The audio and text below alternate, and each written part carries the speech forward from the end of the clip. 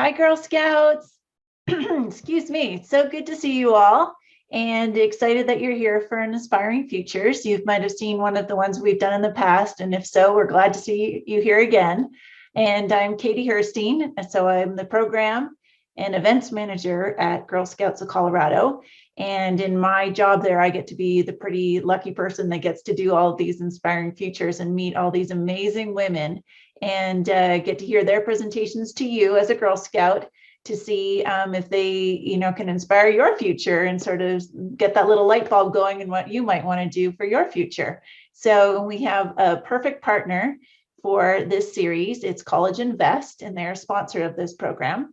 And they're basically a college savings program. So it makes it easy to save for education after high school. So it's a fancy way of saying that they exist for one reason. It's to help you and your families save money for your inspired future. So I started a college invest fund for my girls when we moved to Colorado about 10 years ago. And I now have a daughter who's graduating high school this year and going off to college, and pretty glad that we got that started for her because that's really going to help us pay for her future college endeavors. So, and it's, it's basically like a piggy bank that you put money into this savings plan and it grows tax-free, which is a real bonus.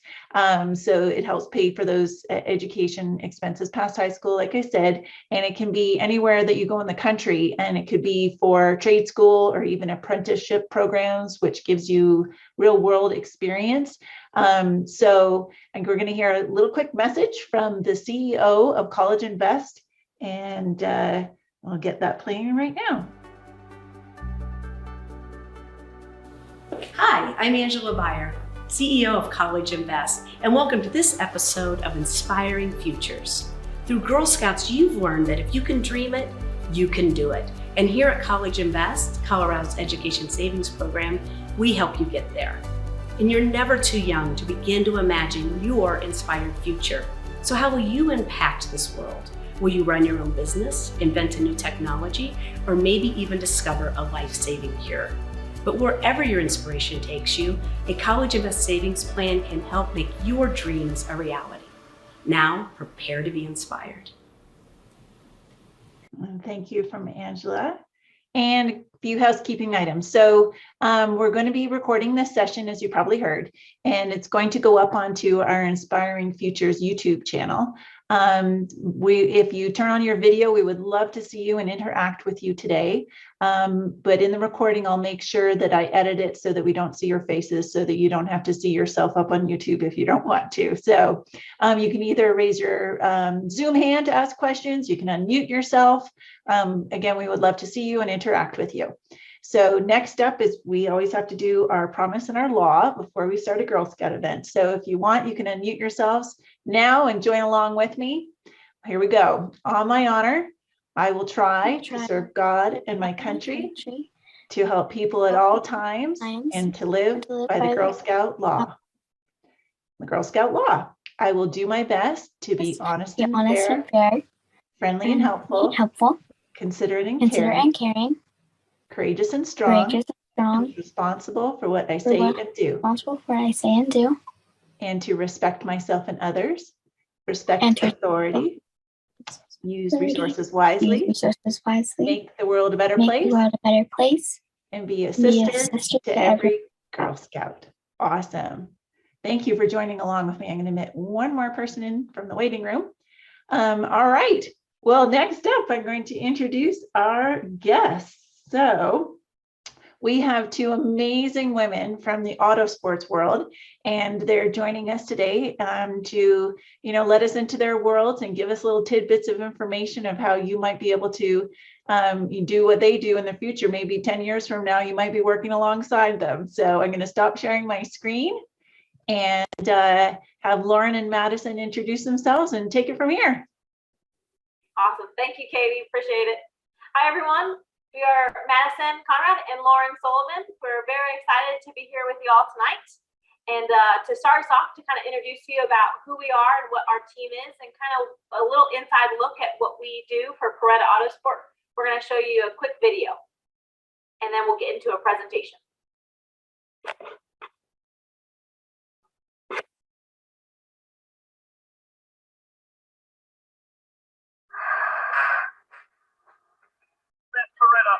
she is for her female forward team. It's the Indianapolis 500 for the first time. Impressive watching these women going over the pit wall, and by all accounts, they're getting the job done. They are getting the job done. They're going early in the morning. They're going, showing at 4:30 in the morning before they then go to their day jobs, because this is something that they're doing on the side right now. They're going in and learning about economy of motion, and that makes you smooth, and smooth makes you fast, just like a driver. Smooth is fast. Same thing for the pit stop, and they've learned that. How did you get it done? I have really faith in the team, and everyone worked so hard. We know Simone is one of the fan favorites. What has the response been like in general to your team so far? It's been overwhelming. The notes that I get from fathers of daughters and people from all over the world asking for, hero cars. One of the most touching things is some of our mechanics started wearing a side braid in their hair, and a woman tweeted to us because her daughter asked to have a side braid because she saw it in a lot of the pictures of our women on the team. And those are the subtle things that I was hoping we'd start to influence in time, of having these kids see themselves. So this team happening already is humbling and probably proof of concept that this matters. This is just the beginning, for sure. Come, drop of the green flag. What will that moment mean to you?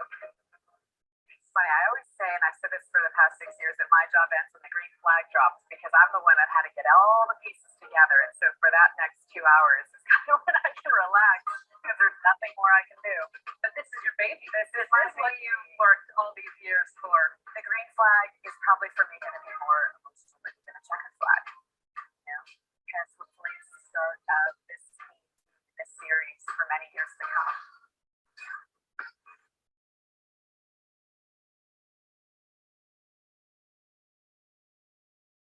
Awesome. Hope you guys enjoy that. So that's just a little bit about what our team Paretta Autosport is about, and a little bit into racing. So now we're going to share our presentation.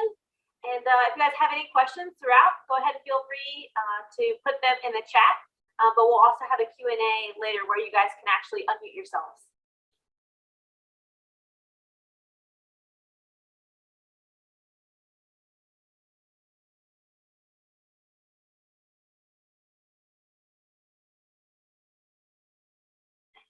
So, as the video briefly touched on, we are part of an IndyCar race team, which IndyCar is a racing series. The cars look like what you see on the screen there. It's an open wheel style race car, which is called open wheel because the wheels are not covered, and it looks way different than a stock car or street car. The team we were a part of was called Paretta Autosport, which we were part of last year in the Indy 500. The Indy 500 is the main event of the entire racing season for IndyCar every year. It's a huge, very important race, and we had the honor of being a part of it. Paretta Autosport's goal was to bring attention to women who are in the sport, and also garner more interest and bring more women into the sport. And as such, we were the first female forward race team to compete in the Indy 500. And what we mean by female forward is we were 75% female. We had both mechanics, engineers, marketing. 75% of our staff that was helping this car compete were female. The driver, there's been female drivers before, there's been female owners before. We had a female driver, we had a female owner, but never before had it been female focused and had this many females on the team. In fact, 3 out of our 4 tire changers that were going over the wall were female. So that was a historic event last year that we got to be a part of, in addition to our day jobs, which we will get into here in a second. Madison. Yeah, so a little bit more. So here's some pictures of Lauren and I. So my official title for Paretta Autosport was a mechanic, as well as an inside rear tire changer. So kind of like what you saw in that video, they showed some tidbits of us changing those tires. And Lauren, she was a performance engineer with Paretta Autosport. So we're going to go into a little bit more about what we did with Paretta Autosport, a part of the Indianapolis 500, as well as what we do for our day jobs. All right, so kind of like I explained before, so I was a mechanic.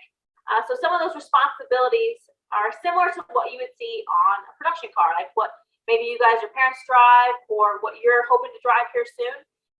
So working on that car, making sure that it's running well, making sure that's safe for the driver, making sure that's ready to hit the racetrack with no issues. And also I was responsible for the inside rear tire. So you can see me right here, changing that tire, and I had to do that in under 5 seconds. So by the time the car stops to the time that she leaves again, it had to be within 5 seconds to change that tire. So now my day job is with Roush Yates Engines. So this is what I do, Monday through Friday. And we are the sole provider for Ford engines in NASCAR. So a different race series. So you can see that picture of that engine on the bottom right. So as part of Roush Yates Engines, I'm responsible for looking at those components that come out of that engine and making sure that those components all look good. When we come up with a new specification, a new oil that we try, something new that we try, we want to make sure that it's working and that the engine, is healthy, basically. So I'm responsible for looking at those parts and making sure that, it's reliable, making sure it's powerful. So that's kind of what I do day to day. And now Lauren's going to explain to you what she does. So when I was with Pareto last year, I was more behind the scenes. Madison was more, you would see her out on pit lane and out working on the car, while I was in the back looking at data. I was what was called performance engineer.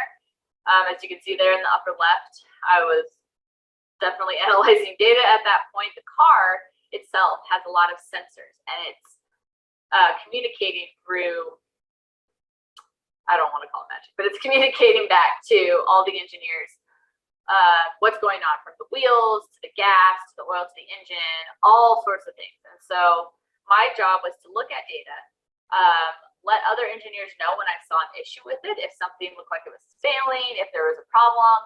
And then by helping them analyze the data, then they could make decisions on what to tweak, what to change on the car to make it go faster, combined with the driver feedback.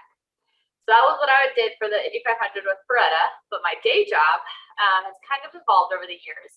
I've been with Team Penske for several years. Team Penske is one of the leading motorsport teams in the industry. They compete multiple different series. They compete in NASCAR, they compete in IndyCar, they compete in sports car. So it's all different kinds of things. But I first started out on the NASCAR side doing what's called wind tunnel testing, which is where we test the actual race car or replica in a wind tunnel, as you see there on the bottom left, to mimic on-track conditions and see what it's going to do, and what we need to change to make the car go faster on the track. In that role, I also analyzed data, identified issues, helped feed it back to other engineers. And then over the end of last year, I've now transitioned full-time over to IndyCar. So I'm still with Penske, but I'm now working for the IndyCar series instead of the NASCAR series. And I'm also in a less technical role. I'm assisting with team management and logistics, as there's more than just engineering, driving, and mechanics that go into a race team. There's getting everyone where they need to be and when, and making decisions and figuring out schedules and lots of moving parts. So I'm helping with that part now.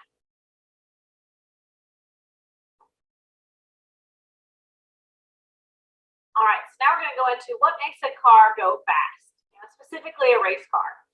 So if you guys feel free to unmute yourselves if you guys have any suggestions, but here are some that we kind of thought when we were going through this. So when we first think of race cars, we think of race car drivers. So our driver was Simone Di Silvestro. She was the only female racing in the Indy 500 last year. So we need a fast driver. We need a driver that can drive the car to its capabilities. If you have a really good car and not so great driver, that doesn't work out. But luckily for us, we had a really good car and a great driver. That definitely helps. Another thing that I also work on is the engine. We need to have fast engines. So in the cars that you see driving around the road, they all have engines. So we need to make sure that engine is powerful. When we're talking about horsepower and torque, we need to make sure it's powerful, but we also need to make sure it's reliable. When we think about engines, it needs to last the whole race and it needs to be good for the whole race. Lauren, do you want to explain body shape and tires? Sure. So to explain tires, tires are actually more critical than you might think. So those of us that just drive normal cars on the road, we really don't think about them until we have a flat, but tires are actually your main control or your main form of what's called grip in racing. It's what keeps the car stuck to the track. It keeps it from getting loose and like hitting the wall. So the compound of the tires is critical, as well as the track itself. but pressure is critical and temperature is critical. So you can kind of think of it as if you're walking on ice versus walking on a wooden floor with like those sticky socks. You want the sticky socks for your tires so that you grip the road. You don't want to be like walking on ice. So how tires perform and how they contact the road and how much of them contacts the road helps the car go fast. There's a whole industry, career, profession behind that. Body shape is more what I was involved in previously on the NASCAR side. And aerodynamics, how the wind goes over the car, both helps push it down to the ground, which also helps grip on the tires, as well as reducing drag, which is the wind's resistant or what slows the car down. So tweaking the body shape is very critical to performance, especially in what's called a speedway setting, which is when it's primarily just an oval track and they're going around. That's very critical to the speed of the car. Tiny little things can be huge improvements. I see some comments here. Athena said people helping the drivers makes the car go fast. That's absolutely true. So with me, like being on the pit crew, if I had one mistake and I slowed down that pit stop, then that slows the car down. So definitely all of the crew, we have to kind of work together, kind of in like a harmony, working together to make sure that we get our stop done. Make sure that everything's tight. We don't want a wheel falling off.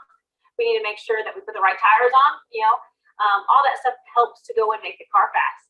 You also mentioned weather, and that is a great one. I love that. So weather affects a lot of these different things. Tires. If it's really cold outside, those tires are going to be a little bit harder. But if it's really hot, those tires are going to be stickier. Same thing with the engine temperatures. If you have an engine really hot, then it's not going to run as well as if it was a little bit colder. So I love that, bringing up weather. That definitely does play into it. Yeah, actually, the engineers watch weather very closely. It factors into a lot of decisions. It factors into what they physically tweak on the car based on the weather, because they know the car will perform differently. So if we're running throughout an entire day, like we're doing practice sessions, if we're practicing in the morning but qualifying in the afternoon, if the car was fast in practice, it might not be fast in qualifying. It's going to be way hotter. So it's kind of a guess when it comes to qualifying. What about rain? Rain. In the rain? You can race in the rain. We do have rain tires, at least in IndyCar. Not all series do rain tires, but we can race in the rain. Things slow down a little bit, but it's definitely a factor that everyone has to deal with. Thank you, Thea, for putting those in the chat. I appreciate it. All right, so now we're going to play a spot the difference. So you guys have probably seen this before, where you have two different images. So we're going to go through and look at what's different from a street car we see driving around every day versus a race car. But as well as the differences, we're also going to look at what makes them similar. There's a lot of stuff that goes into production cars, like we see on the street, that translates into race cars. So we're going to go through some of those, and feel free to unmute yourself, put it in the chat, and we're going to go through some of these differences and similarities. We're going to show you a street car, like Madison said, and actually the car that we were a part of in the Indy 500. So both are from the same manufacturer. There's a lot of obvious differences. There's also a lot of obvious similarities. So whether in the chat or if you can come off mute, just kind of shout out. The race car is low to the ground. Yeah, just keep shouting out what you see as differences. Yes, the race car is way lower to the ground, and that does help performance a lot. It makes the wind or the air underneath the car move faster, which also helps grip. Has a lot cooler design. Yes, it does.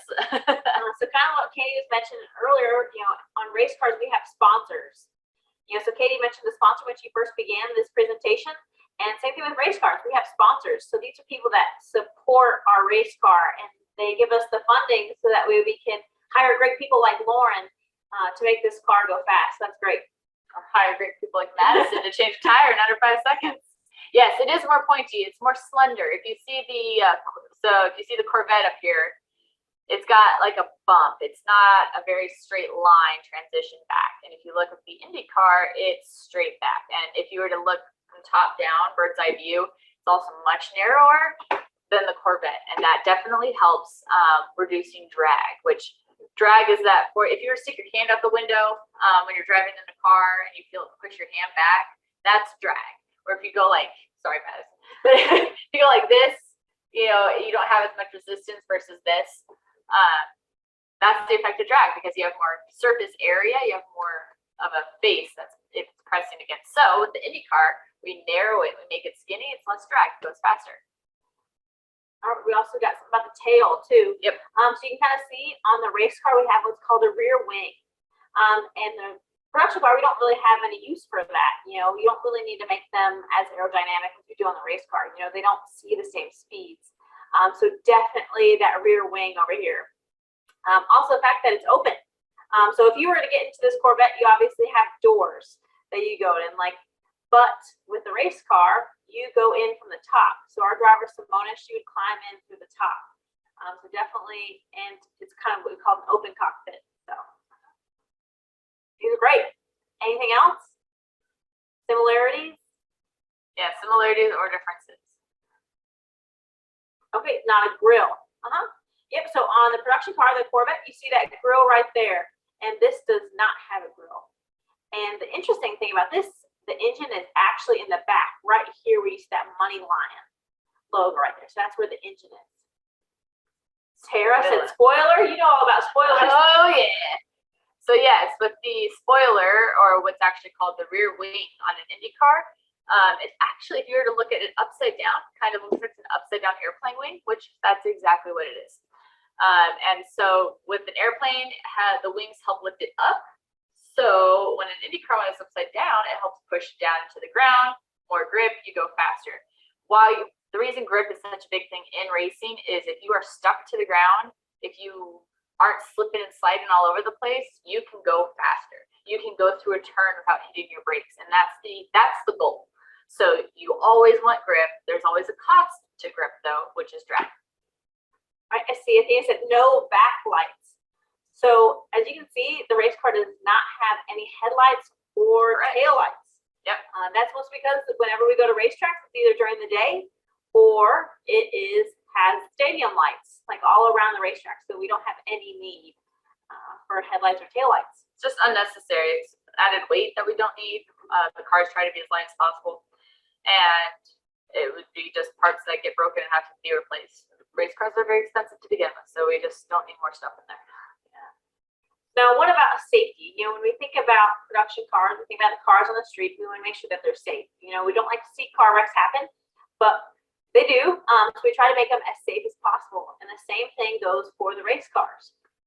So we have seatbelts, obviously, in both of these. I hope you all wear your seatbelt when you're riding around the roads, but both of these have seatbelts. The race car seatbelt is a little bit more robust.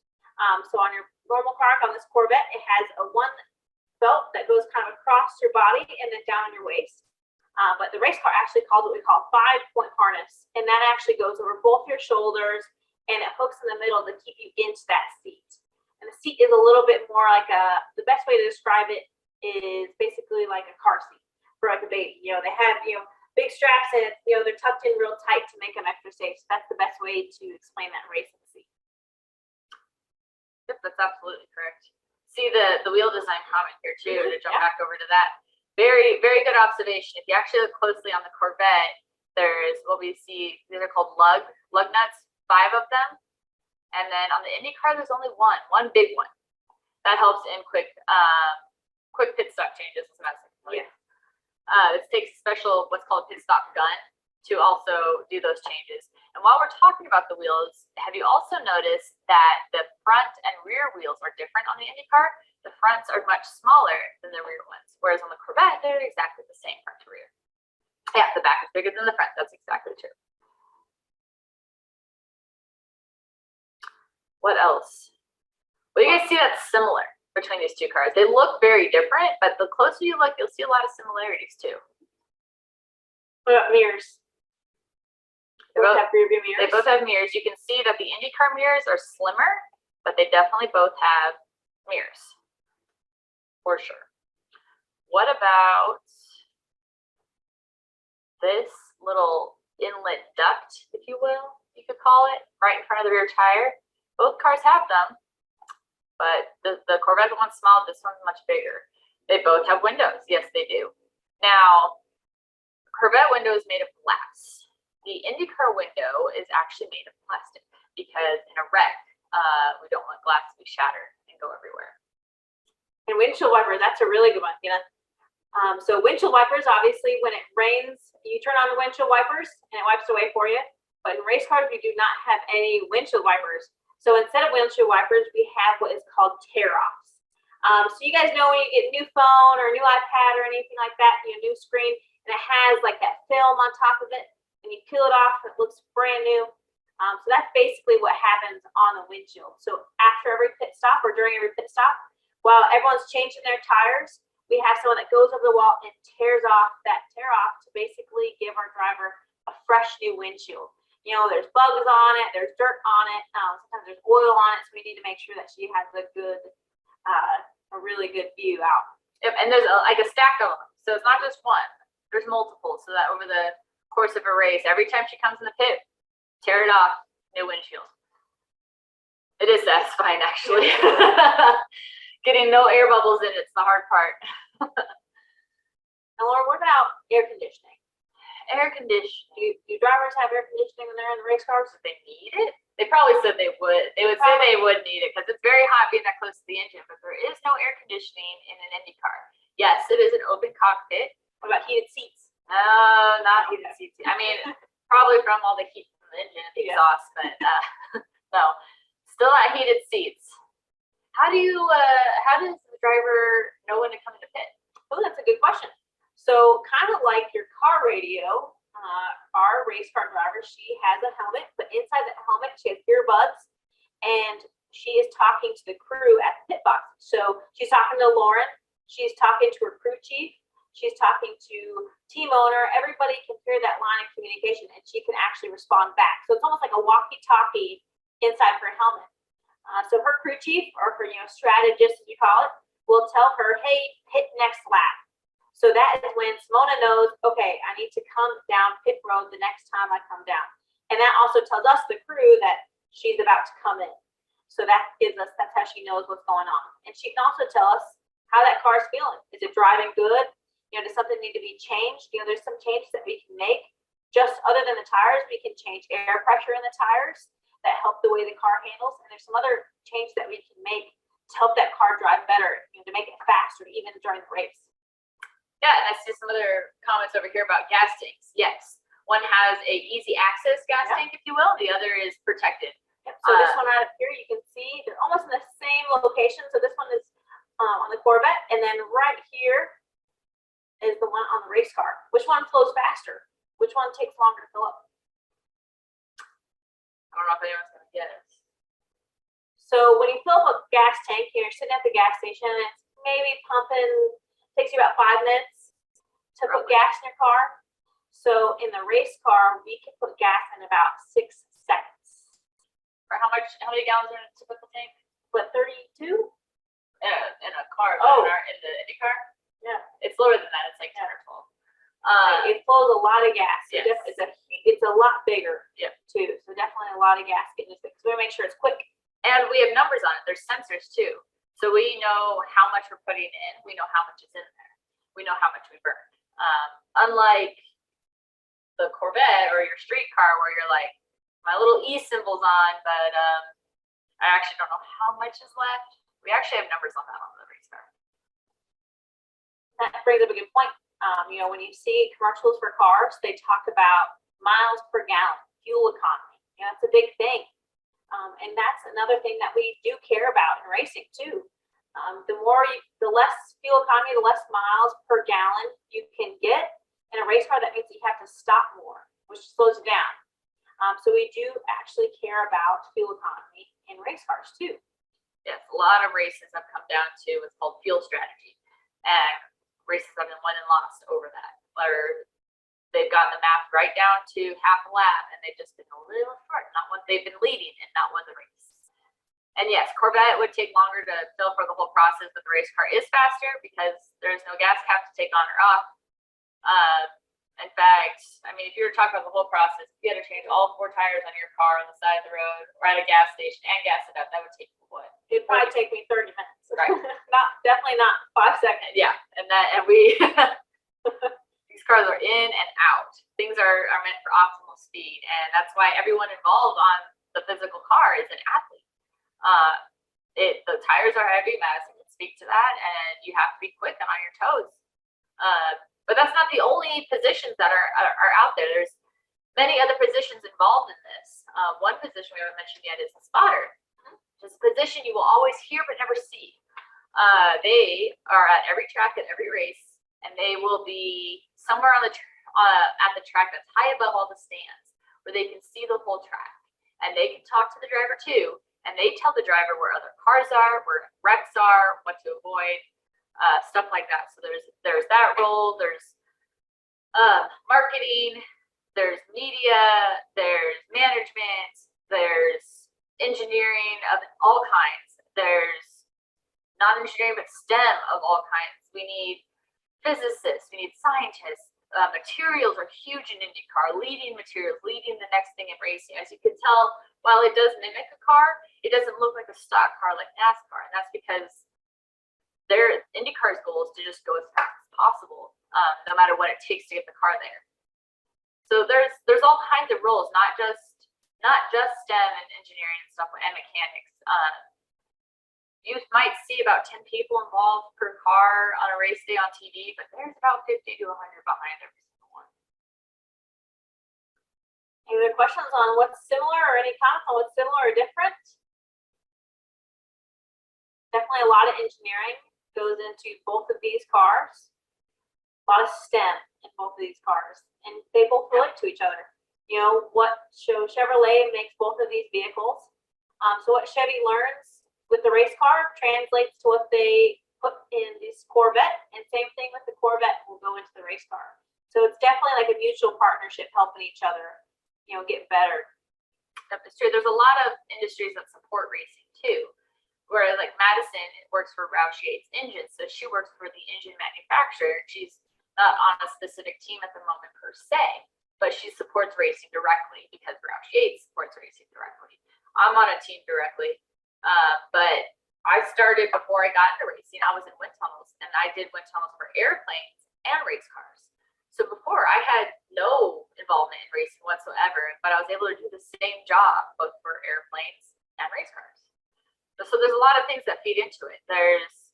You don't necessarily, you can start anywhere you want on the path, and there's a bunch of doors that lead to it.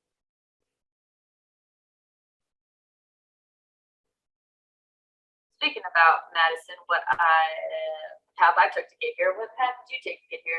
Yeah, so when I was in high school, we had an automotive class. You know, I was always really interested in cars, so I took an automotive class all throughout high school, and basically we were working on the cars you see on the street, you know, learning how to fix them, learning how to diagnose issues that you had, you know, and even like the maintenance stuff, you know, how to change oil, how to change tires, how to make sure that car that you drive every day will get you to work, get you to school, wherever you need to go.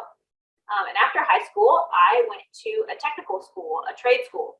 And what that basically teaches you is a skill set. You know, it's not technically, you know, like an engineering degree, but you know, it's a skill set. So it's again more in depth of how to work on these cars and to get certified, like with dealerships. You know, so you can go work at one dealership, you know, that just sells Chevrolets, just sells, you know, Corvettes and Chevrolets. So learning that skill set, and then now I'm actually going back to school to get an engineering degree. So like what Lauren went through school, I'm going to get a mechanical engineering degree. But that's definitely not the only discipline of engineering there is. There's electrical engineering, there's aerospace engineering, and Lauren can talk to a little bit about aerospace engineering. You know, there's definitely a lot of different avenues that you can go, not just racing, for sure. Yep. Yeah, I majored in aerospace engineering in college. I had an interest in math and science in high school.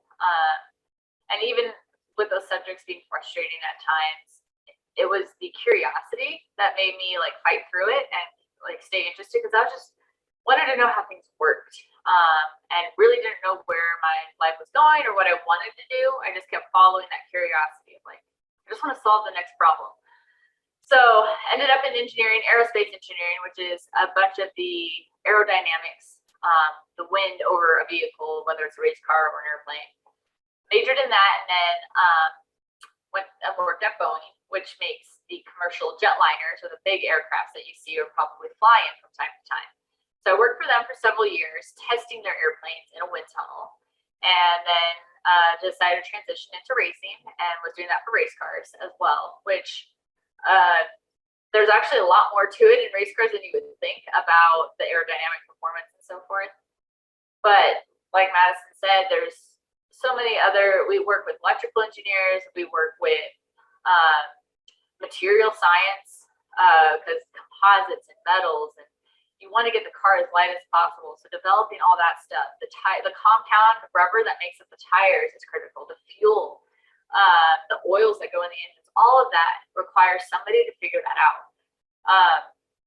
Down to the, figuring out the radio communications. That in and of itself is a very big job, very important job. The radios have to work, and they have to work well.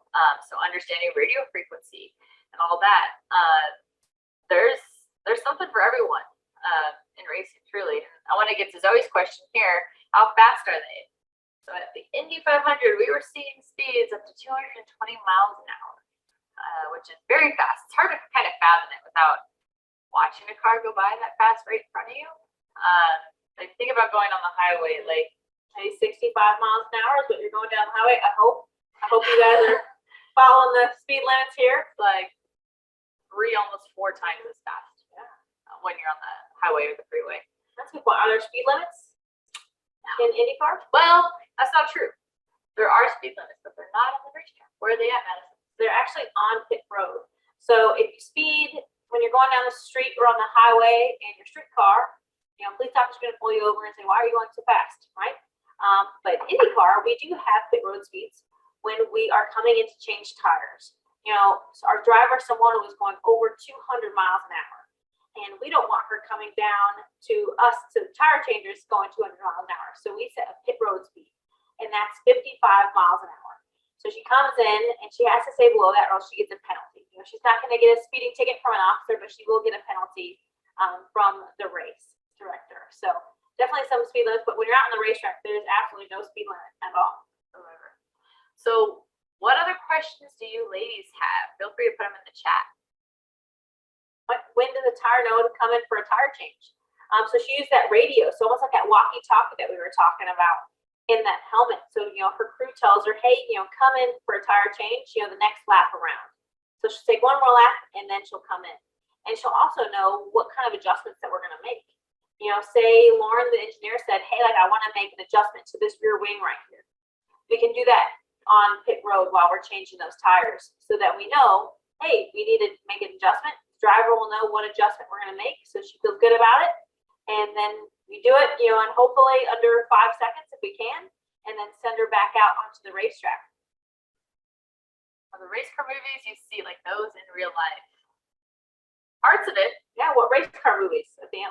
Yeah. My personal favorite is Ford versus Ferrari. I don't know if any of you guys ever seen it. I'm sure some of you guys have seen Fast and Furious.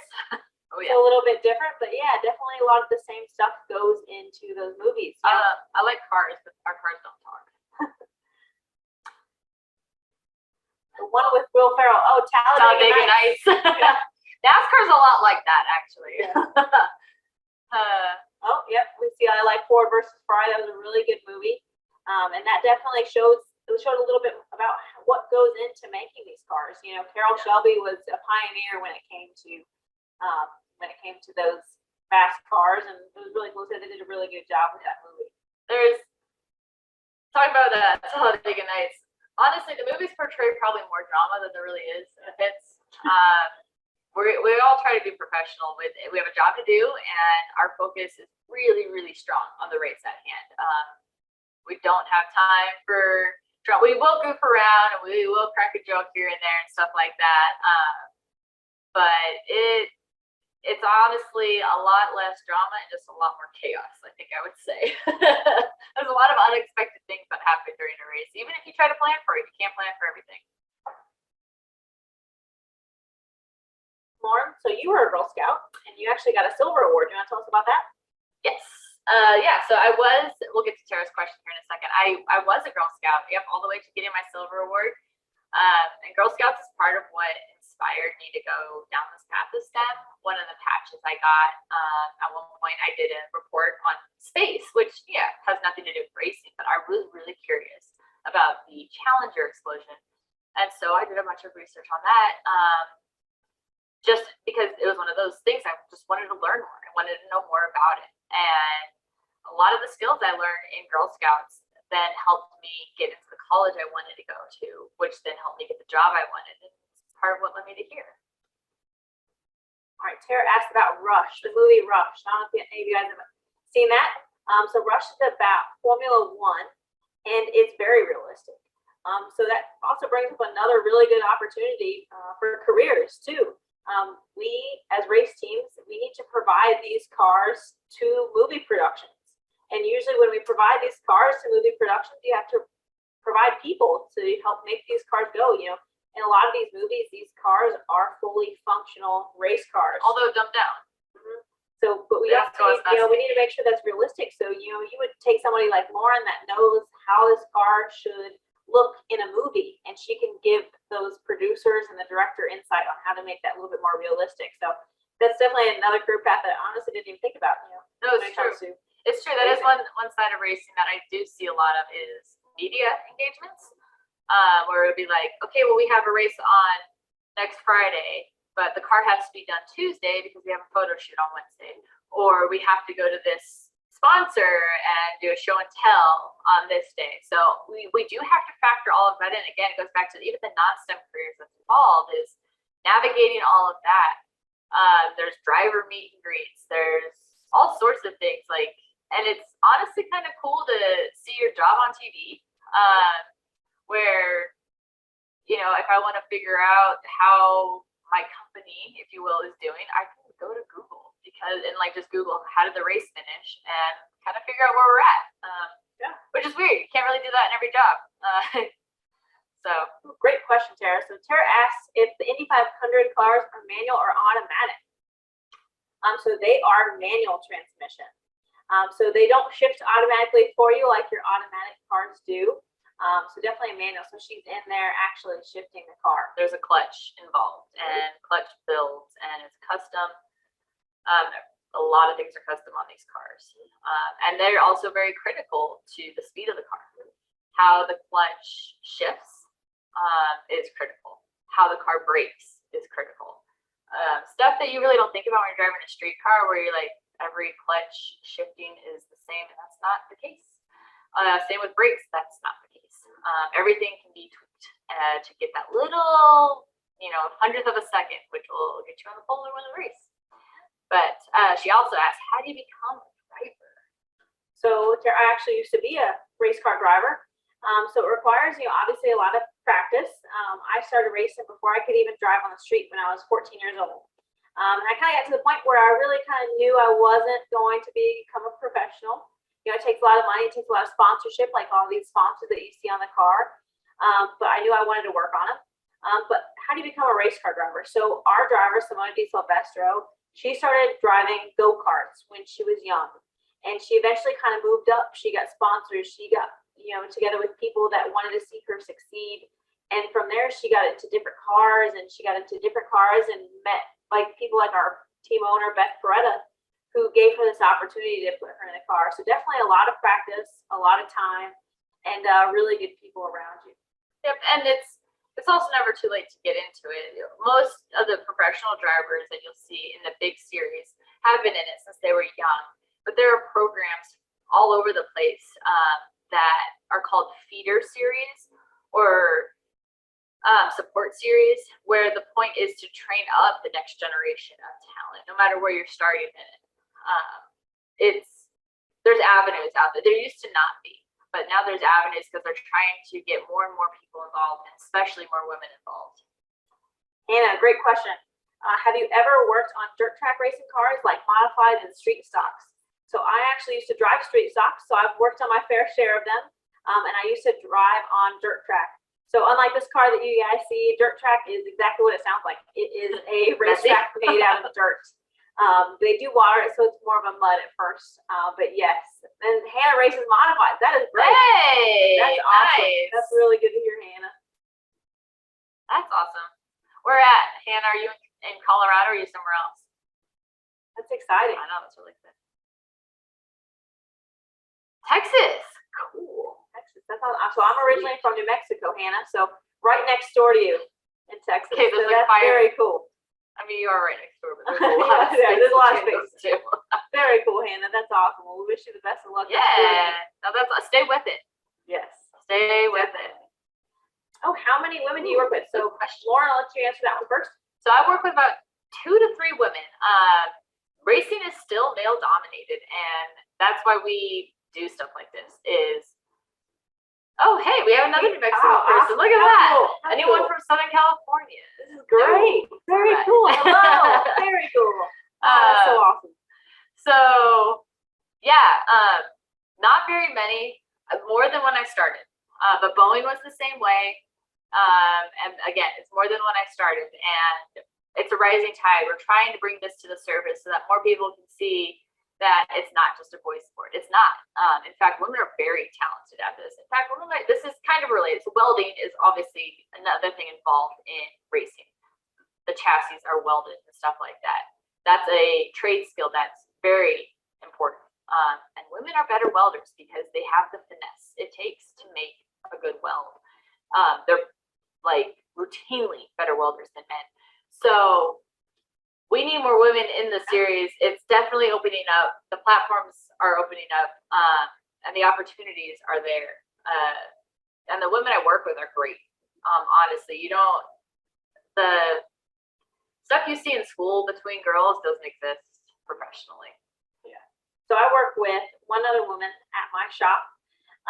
So definitely, like Lauren said, this is why we do this. I want to see women in the sport, be successful. Lauren and I have been really lucky with the opportunities that we've gotten, and to be surrounded by other awesome women.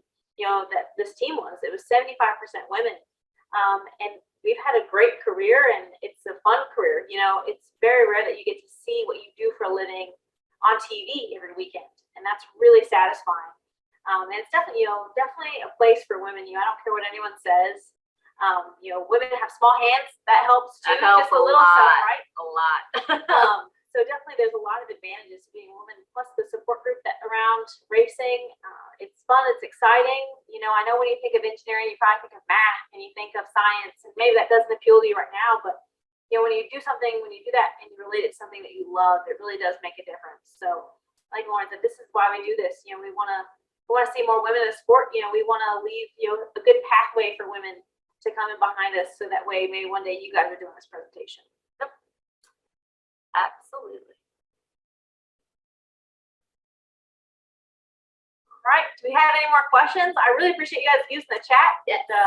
Very cool, Raina and Hannah. That's so awesome. You guys race and from New Mexico. Very cool. I really enjoyed this. This is awesome. Yeah, thank you so much. It was just fascinating to listen to everything. And thank you, girls, for asking your questions. That was also really neat and nice to have you guys joining us from other states. I think it's really fantastic.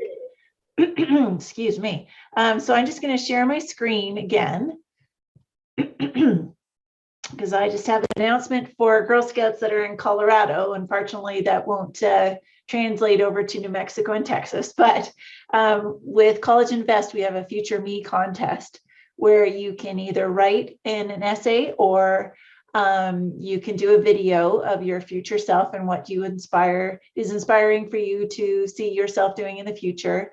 And we're going to pick a winner randomly from the older Girl Scout age group and one from the younger Girl Scout age group. And $529 will be put into a savings account with College Invest. So a college savings plan is called 529. And so that's why that number was picked. So it's been in social media and emails out to caregivers of Girl Scouts and things. So you can tell your caregiver about that and they should find that email, and then you can submit something to be a winner. So, and also there is an Inspiring Futures patch. So I will be sending out a survey probably tomorrow or on Friday to your caregiver who registered you for the event, and you can fill out the form and put in your mailing address so I will know where to. There's no cost for the patch. And so you would receive the middle part. If you've already been at an Inspiring Futures, then I've probably already mailed to you the middle part. But for attending today, you'll get the stem rocker. The outside parts are called rockers in Girl Scout patch world. So for this one, it's a STEM one. So make sure you ask about that survey that comes through and make sure your caregiver fills that out for me, and I'll get your badge on this way. So, and Too, if I can. pardon me? If I can interject real fast too. Sure. I just wanted to bring up another career path that's or something that's interesting, if I can switch topics real fast. Yeah. There's also a lot of travel involved in racing. So if you want to see the world, if you want to see the country, it's a very easy way to see the world and the country. Get paid for it. And get paid for it. So there's that aspect that a lot of people probably don't realize initially, even though they know everyone races on different tracks all over in different states. It's definitely, you go all over. So that's my closing comment. Yeah, that, you know what, I hadn't thought about that, but I'm sure you're probably going to different tracks and going to different places and meeting different crews that are with their teams and things like that. And I was just in Florida and I go back next week. oh, So. and Hannah was just in Mississippi.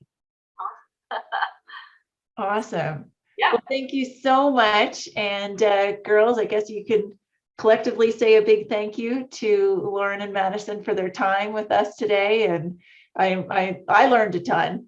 Unfortunately, I've already got my career path going. So, but maybe girls, you might be able to work alongside with them in 10 years or so once you get through college and be some more women represented in this field.